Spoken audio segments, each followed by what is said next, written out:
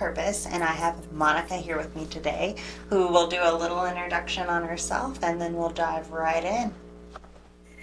Thank you so much for having me on your podcast. So excited to be here on Messy on Purpose. And hello to the whole audience. I'm Monica Bermudez. I am a Quantum Purpose Activator. So I work a lot with the cosmic energies and channeling, channeling light language and so forth. So I help get into like people's patterns that are just toxic in the subconscious level and a little messy. It's very messy. Yes. So let's start with what got you to the point of doing that type of coaching. So for me, it was what really triggered it was a big catalyst was the divorce. And so it helped me like really reevaluate a lot of things. I started reevaluating my life through my relationships. Actually, that was the first phase, where I started. And that's as I started to peel away certain patterns, I started to hear these inner intuitive messages about like this whole new like path going public and helping others, go through their own like awakening and their own pattern, like dissolving and alchemizing and all these things, and which wasn't the thing that I was intending to do like publicly or as a business. Because like for me, I study like degrees. I have a degree in electrical engineering, so my Big work difference. yeah, my work's always been in that field, it's like in the corporate world. And so when I was getting that guidance, it's like, well, I'm not a Reiki practitioner. I never really felt drawn to like really learn any of that. Not that there's anything wrong with it, but it's just like it wasn't something that I was planning to do publicly. Now, I'm no stranger to like things of mysticism, of metaphysics, and all these other stuff because I was doing that behind the scenes. I was like studying it, in my own way. But I wasn't doing it like in public. It was more like private, type thing for me, like behind the scenes. So being like a closet mystic, right? And so I was okay doing it that way. I didn't really care to be out in the spotlight or talking to people or like reaching out to people and be like, hey, do you need help with your like patterns and all this other stuff? So that's when things started to get like a little bit like messy, like it's like, I don't understand, what's going on here. There has to be like something wrong with this guidance or this information that I'm getting. So I was getting into these whole doubts, right, about things, the messages that I was getting. It's like, there's no way I'm getting this message because, the guidance was saying stuff like, it's so like, it's your own modalities, your own like way of doing it that's unique to you. And so there were some codes there that I, had signed up through my soul contract that, that was the time for me to like do it. So in a way, the divorce, was that catalyst point of like something new to emerge out of my soul. And had I not been like doing my inner work or the shadow work within, then, wouldn't have like uncovered and unraveled this other piece of the puzzle, like inside my own remembrance of the soul. So, in a way, this is what happens with so many of us, right? Because I do serve, as a spiritual teacher in this way from my own experience, and the things that I'm going through as well with all the changes going on in the world right now. But yeah, that's how things started, for me. And originally, since I was really doubting myself and doubting my own guidance, I went to someone who had been like in the field of like doing this publicly for a long time, like doing light language channeling, which was so uncommon when she was doing it. It was so like considered so woo, right? Is the word. But now I don't really like care to use that term because there's so much scientific evidence coming out now that's showing that the things that many people have been talking about, like meditation, is a real thing and is really doing stuff to your energy.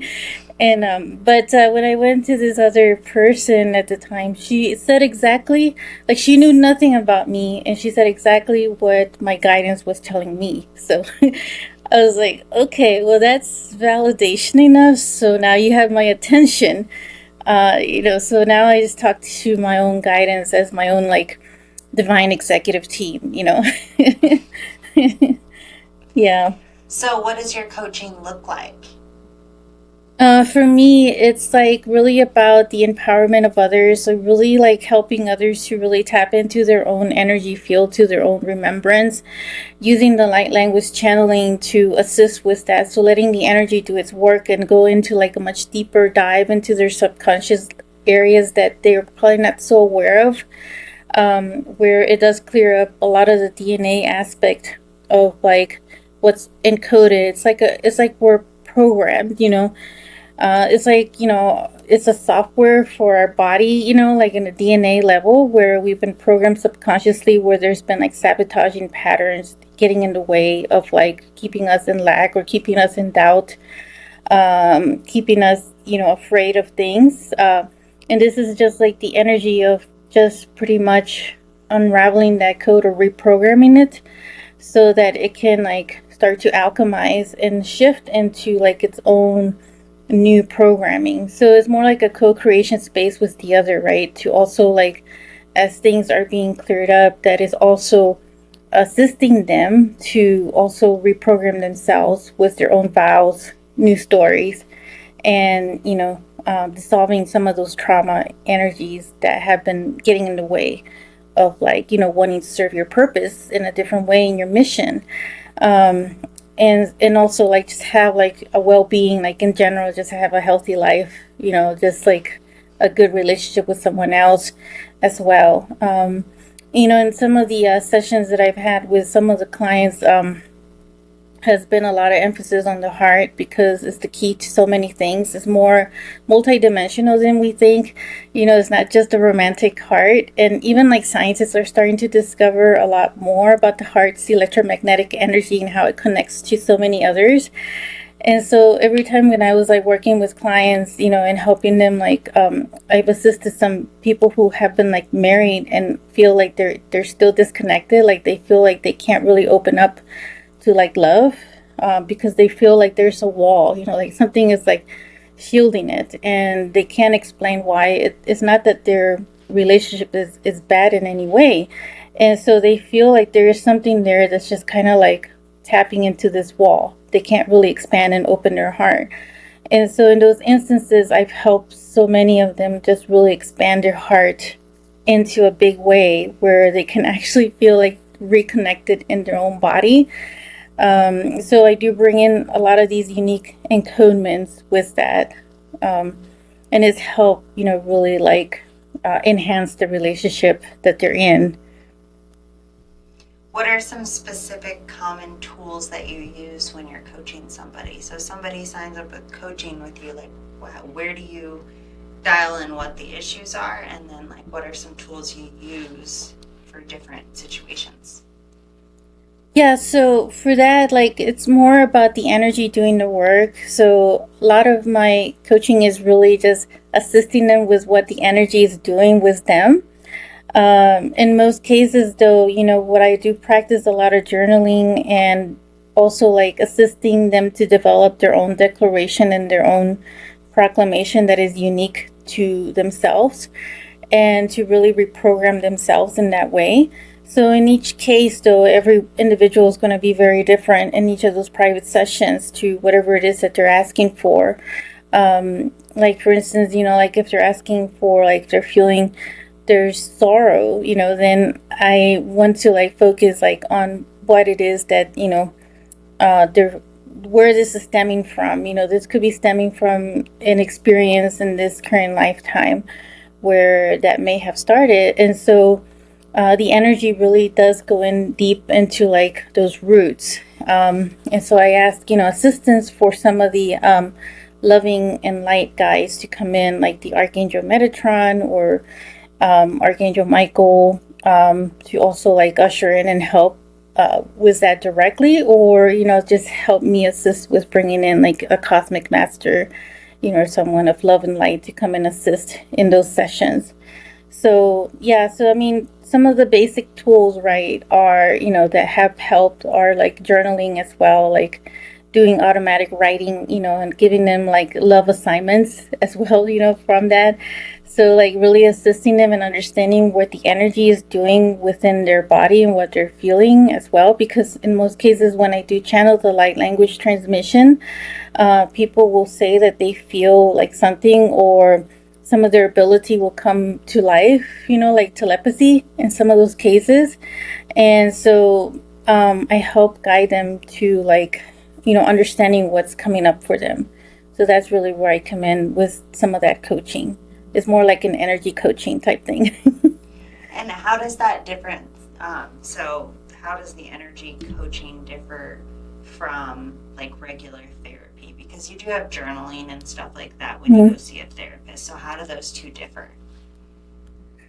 Well, therapy takes like years to really like, draw out exactly what it is that's coming up. Whereas with these transmissions, they're actually sound vibrations. They're actually like different frequencies that are shifting you at a very quantum rate, a very fast rate speed. So we don't really have to talk much, you see. I only talk during the beginning of a session just to kind of get an idea where it is that they want to tap in. But the rest of the session is mostly in energy. So the energy is really doing its work on the individual. And so then from there, it's whatever they're feeling, after the transmission, we get into this conversation as to what it is that they're feeling. If they're feeling like, it's a bit too intense, then I'll try to bring in a transmission that's a little more gentle, for them to be alchemizing and transmuting. And so with therapy, you don't really have like the sound and vibration and frequency. It's just all just talk, right? In most cases, talking for the entire session for an hour.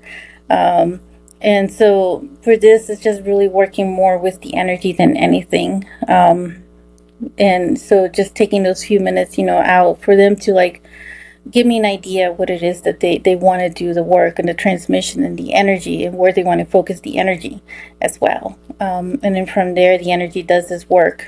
I had somebody actually, like a client a long time ago, who does therapy. And so she came to me because she really was feeling like her heart would not like open. And so I started working with a lot of the encodements in her heart to really just reassemble it, I would say, because I'm kind of like a chakra repair as well, like a mechanic, for cars. And so after like we were done with, these sessions, she felt like so much more like different and livelier. She didn't feel as closed as she did before, and it was just like a few sessions, doing that. And she said to me like after, she's like, this is like 10 times better than it would be for a therapy. For like therapy would take like years and years to do, but in this space, this sacred space, these energy transmissions is working at a much more accelerated level. What could take many years could probably take 2 to 3 months or something like that. Is this similar to like breath work? No, not really. Have you ever heard of light language? I'm just curious. Okay. So let's start with that. So light language is, like the languages of light, is a transmission that I get into this like bit of a trance channel. And so what comes out are these sounds of frequency and vibration. They're actually like activating, in my case, they're very activating of the light body. Many different aspects of ourselves are multidimensional because our DNA is multidimensional. So there's actually a lot of different layers of our DNA that is called, or was called, junk DNA, but now the scientists are starting to discover that it's not the case. And so that junk DNA is actually the part that is being like reawakened or reactivated or triggered, in other words, to come to life. And so when that is happening is that whatever, it's like DNA is actually like a mini computer if you think about it. It's like a little software program that goes around it as well. So sometimes, that's why when it comes to light language, it helps repair that, where that damage was. Where that program. So it kind of reprograms it in a different way.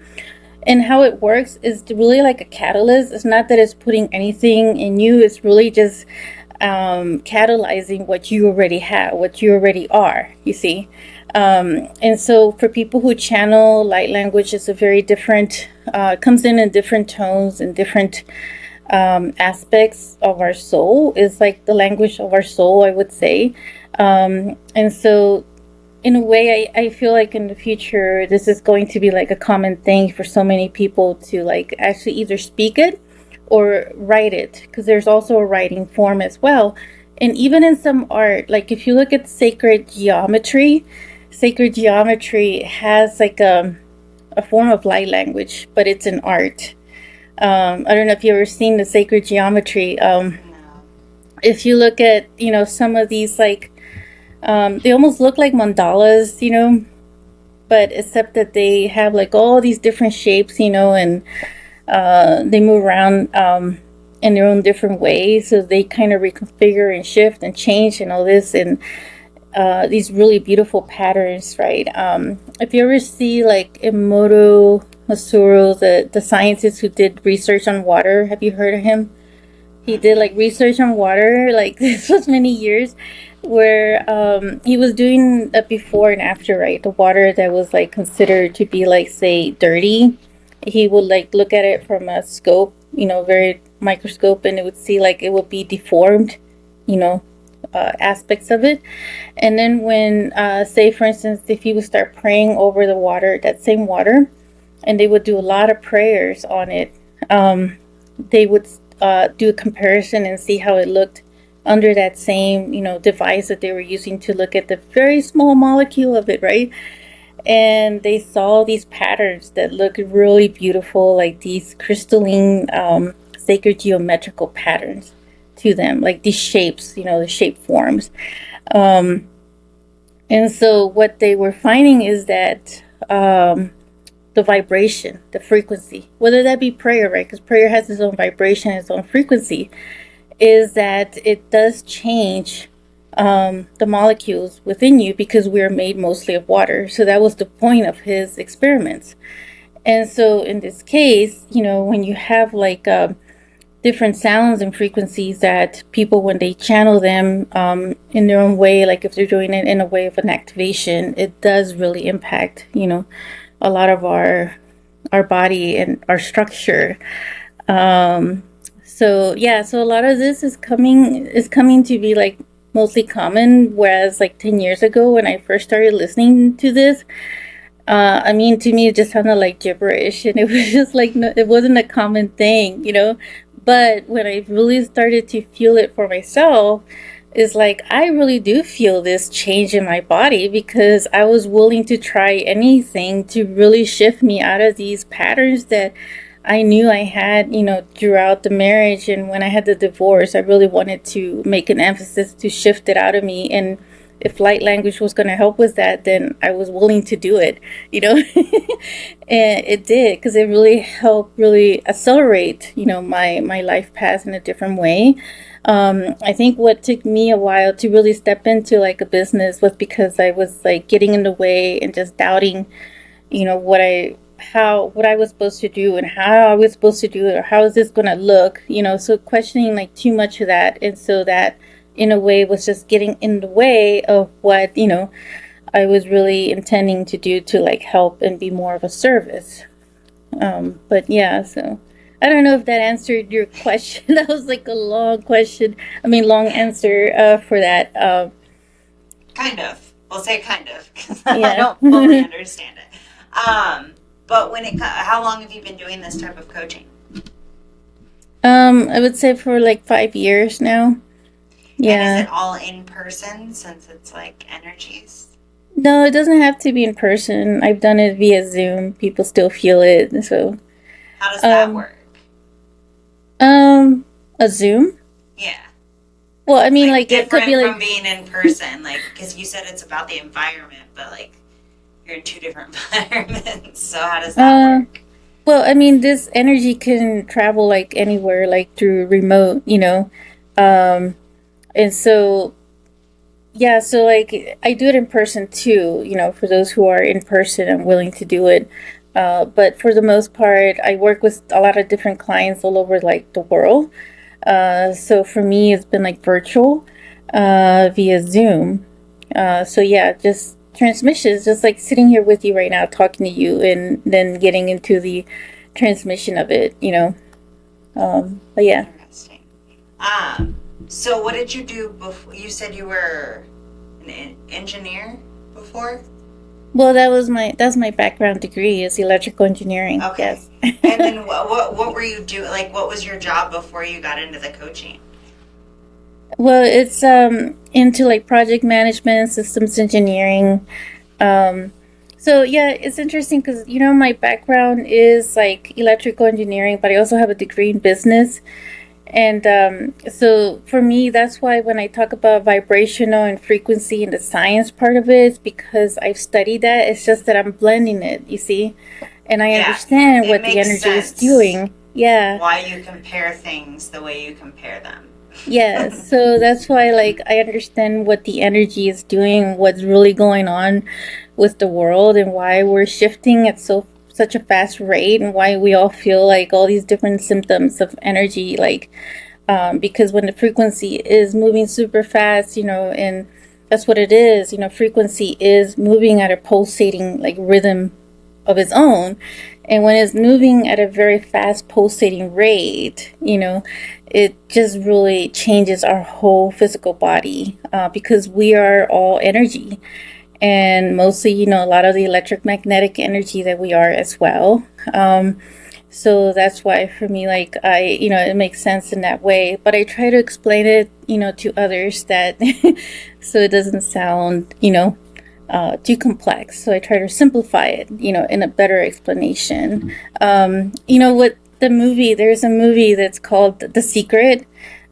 This came out back in like 2000, but that's where they first talked about the water experiments and all that. So I would recommend to anybody listening to this, to go and watch that. Because this was like a very big revolutionary movie that came out during that time because nobody was talking about any of this stuff. Is that where it started for you, was watching that? No, I have always studied like mysticism behind the scenes. I just never really cared to share with anybody, like, what I was like studying or So what I was you've been learning. doing this So, for 5 years. So you started around 2020, like when as a kind of the business, yeah. world went crazy. Yeah, pretty much. It's funny because right when the first thing that I launched, actually, my mentor, because I hired a mentor to help me with organizing myself as a business, for this kind of field. And as soon as I launched my Facebook group, that's when COVID hit. And so it was like the timing of things, right? I feel like there's a reason for timing and in the things that, happen. Like I would call it divine timing, synchronicity, because at that point, like everybody was pretty much shut down. So a lot of the stuff that I could do is this, I could do via like virtual. I didn't really have to be there in person. I don't have to like, touch someone to like do like Reiki does have to put their hands, on people. I think that's the way their modality works. But for me, it's like a very different way. It's a transmission, that can go through like a virtual Zoom. I don't have to like put my hands on someone to do that.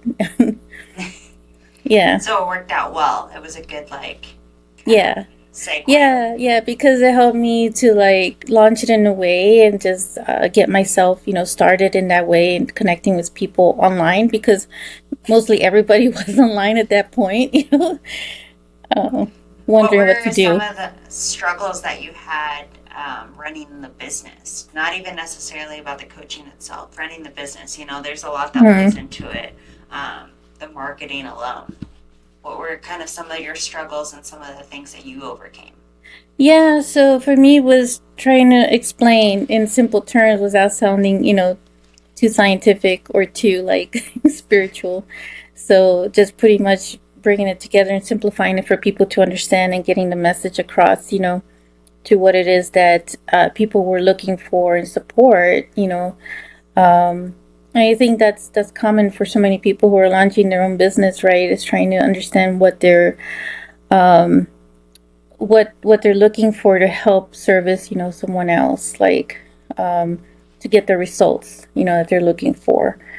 Um, I forget what they call that term. I'm sure there's a term for it. Like where they have like, the pain points and then you get the outcome and the results and people's like trying to figure out like, well, how do I like communicate this, in a different way? And so for me it was like much more like unique because of the transmissions that I'm doing. So it was really trying to narrow down exactly what the service is.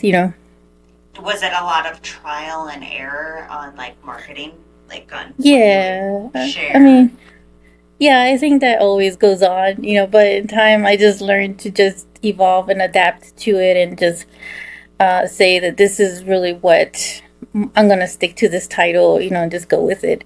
And later on, because at first, actually, when I first started, it was more like just focused on helping people's relationship and all that. But in my heart, though, I was really feeling that it was much more than that. So now it's like I'm focused more like on people's purpose, because like everybody has a purpose. So it's not really about finding a purpose, but it's really just like embodying your soul and your essence of who you really are. So just being you already are your purpose, you see? And so that's kind of for me like more just being this empowerment speaker, to really help people just be independent to their own intuition and their own channeling, because everybody has the ability to do that. So, and don't want people to get dependent on like say the guru way of doing it. That was the old way, where you would follow a guru. And I feel like in a way we have our own inner guru inside of us. So that's really where I come in as an empowerment. So I've been like, I redefined myself and reinvented myself in that way, because of the way the energies were changing and the things that were changing. And I think as a healer of any kind of modality, there is kind of like this whole reinvention that we kind of go through, you know, in our business. So you kind of have to always be in this creative mode, creating something different, something fun, for others. I mean, would you say that's the case? I mean, in a sense, yes. So Mm-hmm. you do have to have new, and it really depends on what you're doing, though, right? Like Mm-hmm. a good product doesn't always need to change, Yeah. but people do like new and fun and different. So I think it's Yeah. situational when it Yeah. comes to the business. Does that make Yeah. sense? Yeah. Yeah. I mean, like for products, for sure, right? For services, no, that might be like a different way, like of a It's different like. always improving, maybe. Mm-hmm. But Yeah. like, I don't necessarily think with a service it needs to be exciting. It just needs to give the right results. Yes. Yes. That's what it comes down to. Yes. And sometimes it's how we advertise it, right? Yes. So you have to advertise it to where it sticks out to somebody that they Well, want that exciting for me service. though. The Yeah. advertisement is the excitement and the passion behind it. So it's not Um, necessarily changing what you do, it's just changing mhm. how you expose it. Communicate it, yeah, or express it. Yes. Yeah. Yes. Mm-hmm.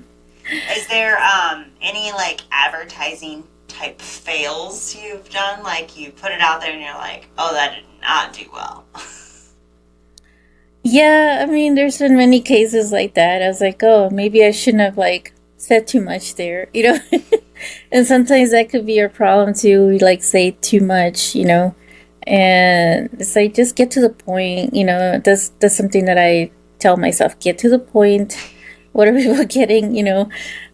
So yeah, so I do have those instances where I do feel that. So I have to go back to the drawing board and be like, okay, what would be an exciting way to like express this in a different way? It's the same thing, but it's just being expressed in a different way. It's so people have such a short attention span now, right? So you have Yeah, to catch them in less than 10 seconds or if they're just on to the next. yeah, I agree. I mean, it happens to me too all the time. When I look at other people's like ad or advertisement, And I'm like, what's sad is it's because of these. It's because of social yeah, media. It's because of the TikTok quick scroll videos. That is why we oh have a yeah, short attention span, and it's only worse in younger generations. So it's mm-hmm. not getting any better.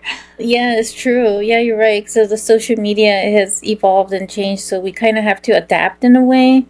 of these new tools, these new like social media tools, right? So, but yeah, for me, like, even for me, like, I think, and also because there's so much like overload of information, I would say. So sometimes we want to consume like all the information in like 1 minute, you know? Get to the point. Exactly. That's Yeah. how my brain works. I'm like, oh, you're telling a story. Can we Same get to the here. end? Yeah, but there's still like people who post on Facebook like these really long like book, messages. And I'm like, I have no time for this, I don't know, it's like that may have worked, before, but I just don't feel like it works anymore. And People don't I read don't know them. if it's just me, like No. because People I don't used read them. to, yeah, because I used to have like coaches and mentors tell me like, just share like this and that. I was like, but if I'm gonna do that, I'm gonna do it in a blog or maybe an article or my book. It's like I don't really need to You like got to put write it in an a place entire. somebody would actually read it.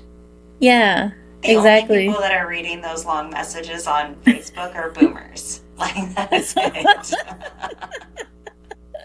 They're Pretty the only much. ones sitting there actually reading those posts. Pretty much. I mean, because I have to agree that once I've seen some of those posts are like super long, right? I was like, no, no, no, I don't have time for this, and it just goes. I go cross-eyed, and as I feel like my brain cells are already like burning.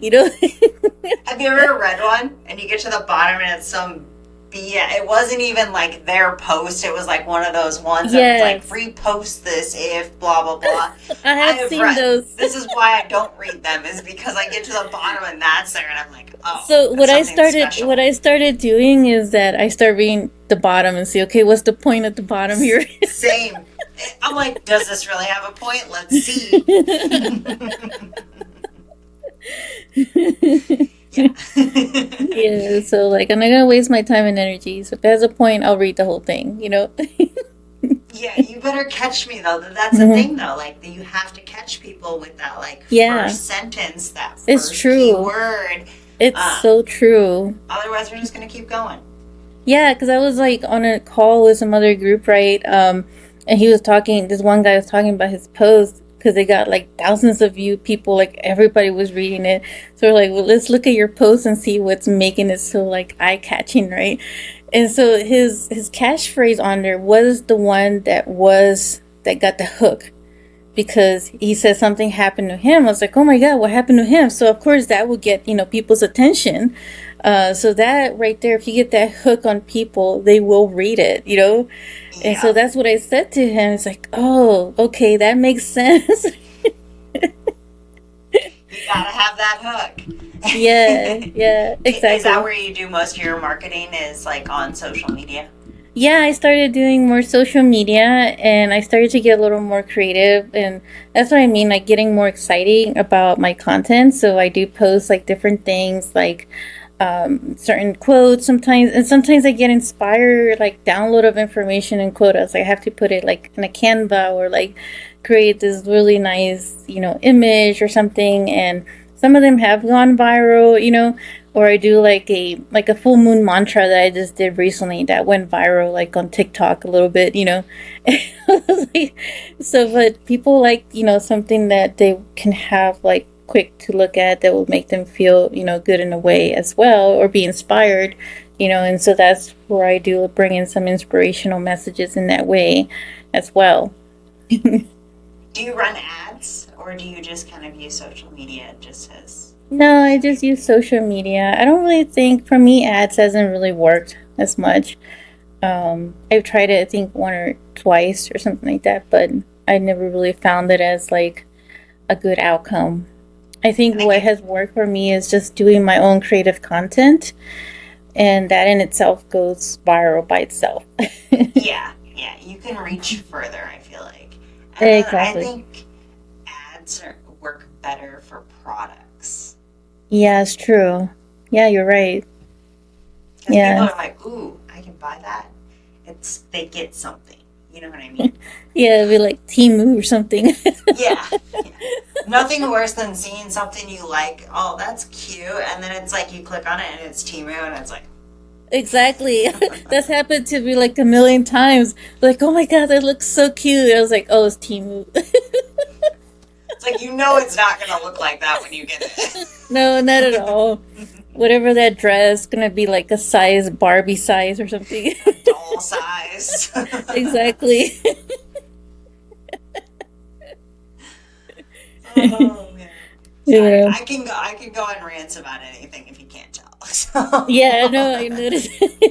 Well, me too, because I don't know. It's just one of those things, right? You see like so many ads, and like we could be talking about it. I'm sure your phone's picking up what is gonna, pop up on your screen right now. Timu will be on there, don't you worry. All right. Yeah, so I mean, I like to sometimes, show like funny memes as well. I'll find like really funny memes that other people create, and I'm wondering how do they create these videos? So I'm always looking for like new ways to like create content, right? I find like they grab like, clips from these different movies and they'll write something so creative as a headline. Like this one that I was just looking at, it comes from this movie like Robin Hood's Men in Tight. And there's this one scene where this lady is in her room and she's praying to God and say, "Please, God, send me my soulmate." And then like this guy comes through the ceiling and falls on her bed. And so somebody grabbed that clip and it was so creative. They put a headline, if you're like praying or asking for your soulmate but don't want to go through the dating, like and I was like, that's instant manifestation there. Like, You gotta start taking those and making a stitch. right. Easy. There you go. Repost. Yeah, so I'm like, how do the people come up with these little clips and like, where are they getting these movie clips from? Like, I'm so sure there's like some app that you can get them. yeah, I'm sure there is. So I've been trying to find what that app is. Just ask ChatGPT. That's a good question. Yeah, a good point. Like, Yeah. what tools can I use to pull video clips? Yeah, ChatGPT though has gotten like, I kind of resisted it at first, like for some time, but then when I was like, well, I don't know what all the hype is, so I went and I tried it one time, and I was like, oh my god, it is actually, it is actually genius. Like, Oh, it's so helpful. It's so helpful. If you're yeah, not like embracing it. right, it's like having your own virtual assistant pretty much, and so I've been kind of hooked on it now. And it does more than you'll even need. You know what I mean? Like, there's Yeah, so many exactly. things. Yeah, It yeah, helps with definitely. content.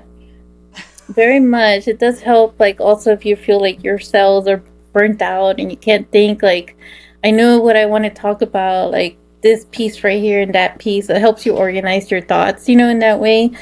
And that's Yeah. what I liked about it. So, Sometimes I just give it bulletin points. I'm like, turn this into something. see, exactly. Yeah. Yeah. It's nice. It's a nice tool. Well, I know you're on a time crunch. So, is Yes. there any last message you want to leave?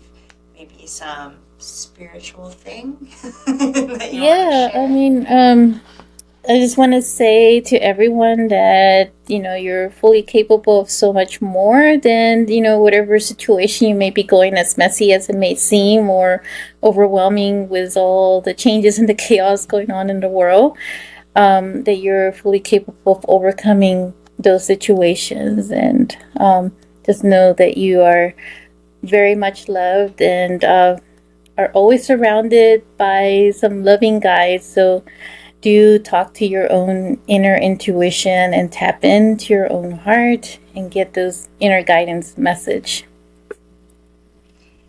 Thank you so much for coming on, talking about your business, going on a tangent on ads, and talking about social media. All my Exactly. favorite topics. Great. Awesome. I appreciate you coming on, and until next time, guys, bye. Thank you so much for having me.